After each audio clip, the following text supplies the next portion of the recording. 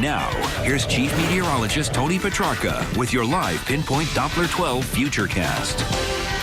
Well, the wind speeds have really picked up in the last couple of hours, especially across east coastal Massachusetts. Of course, the rain taking over as well after drizzle most of the day. Live Pinpoint Doppler 12 radar with your TV set filled up with green with that widespread rain now coming in off the ocean, developing storms south of Block Island, responsible for the expanding coverage of the rain, heavy at times, and the winds picking up as well. Block Island's gusting now to 45 miles per hour. We've had some gusts across east coastal Mass at around 45. There's a wind advisory.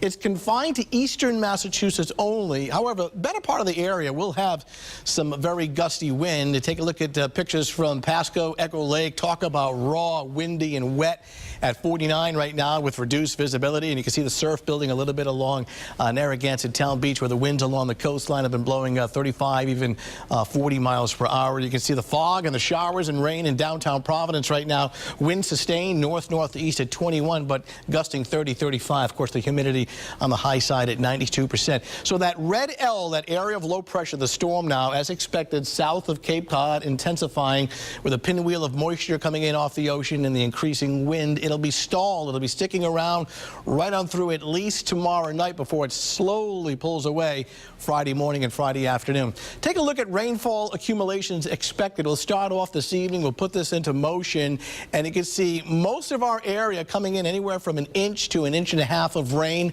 I mean, most rivers and streams can handle that. This may cause some kind of nuisance, localized street flooding, but the higher rainfall totals north of Boston and across parts of southeastern Massachusetts, that's where there's a flood watch through Thursday morning.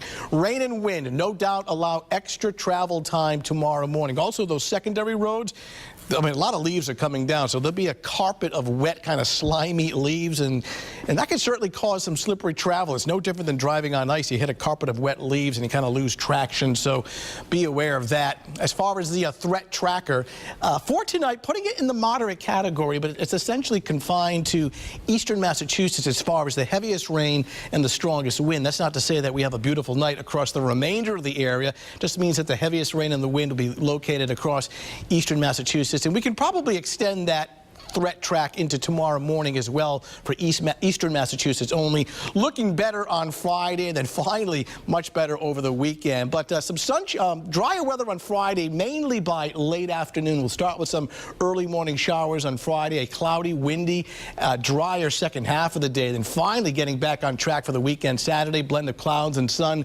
breezy, dry, a little milder. Temperatures topping out in the low 60s and looking okay for Sunday as well. So the concern here this evening, overnight through tomorrow, as far as travel, allow for some extra time, go easy on the gas pedal, and some pretty strong gusty wind, mainly confined to coastal areas, especially east coastal Massachusetts, right on through tomorrow morning. Good timing, though. The weekend looks much better. Well, we need the rain. That's a way to look at it. That's the positive side. All right, thank you.